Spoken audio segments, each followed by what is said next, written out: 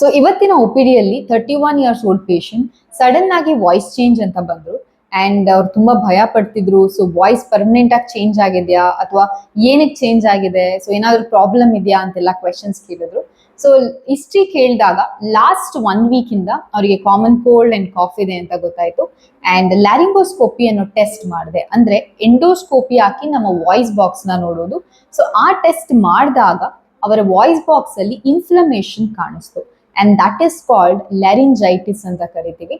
So usual ಆಗಿ common cold ಅಥವಾ nose block ಅಥವಾ ಥ್ರೋಟ್ ಪೇನ್ ಇದ್ದಾಗ ನಮ್ಮ ವಾಯ್ಸ್ ಬಾಕ್ಸ್ ಕೂಡ ಇನ್ಫ್ಲಮೇಷನ್ ಆಗ್ತಾ ಹೋಗುತ್ತೆ and that is very much normal. But ಅದಕ್ಕೆ ಕೆಲವು ಮೆಡಿಸಿನ್ಸ್ ತಗೊಳ್ಬೇಕಾಗತ್ತೆ ಅಂಡ್ ವೆರಿ ಇಂಪಾರ್ಟೆಂಟ್ ಅಂದ್ರೆ ವಾಯ್ಸ್ ರೆಸ್ಟ್ ಮಾಡಬೇಕಾಗತ್ತೆ. ಸೊ ವಾಯ್ಸ್ ರೆಸ್ಟ್ ಅಂದ್ರೆ at least for 3 to 5 days voice rest ಬೇಕಾಗುತ್ತೆ ಅಂಡ್ ಹೈ ಪಿಚ್ ವಾಯ್ಸ್ ಅಲ್ಲಿ ಮಾತಾಡೋದನ್ನ ಅವಾಯ್ಡ್ ಮಾಡಬೇಕು. ಅಂಡ್ ಇನ್ಫ್ಯಾಕ್ಟ್ ವಿಸ್ಪರಿಂಗ್ ಮಾಡೋದು ಕೂಡ ಬ್ಯಾಡ್ ಆಗಿರುತ್ತೆ, ಯಾಕೆಂದ್ರೆ ವಿಸ್ಪರಿಂಗ್ ಮಾಡೋದ್ರಿಂದ ನಮ್ಮ ವೋಕಲ್ ಸ್ಟ್ರೇನ್ ಜಾಸ್ತಿ ಆಗ್ತಾ ಹೋಗುತ್ತೆ and may be for about 3 to 5 days ಅಲ್ಲಿ ನಮ್ಮ ವಾಯ್ಸ್ ಕೂಡ ನಾರ್ಮಲ್ ಆಗೋ ಸಾಧ್ಯತೆ ಕೂಡ ಇರುತ್ತೆ.